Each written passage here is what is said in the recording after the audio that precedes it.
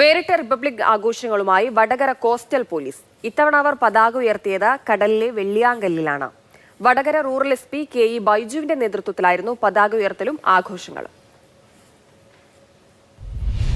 77ാമത് republic ദിനം ആഘോഷിക്കാൻ Vadakara coastal police കണ്ടെത്തിയത് വെള്ളിയാങ്കല്ലാണ്.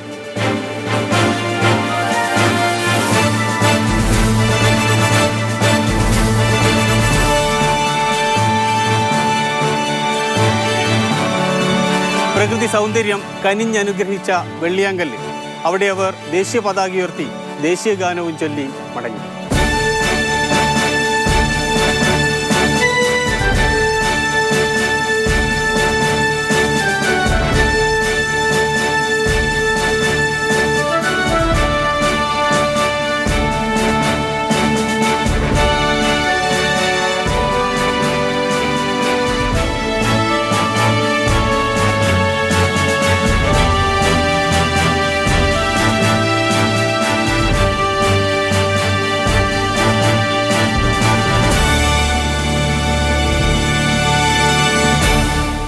തീരദേശം വഴിയുള്ള തീവ്രവാദ പ്രവർത്തനങ്ങൾ വർദ്ധിച്ചു വരുന്ന സാഹചര്യത്തിൽ കൂടിയാണ് വെള്ളിയാങ്കല്ലിലെ റിപ്പബ്ലിക് ദിന ആഘോഷം.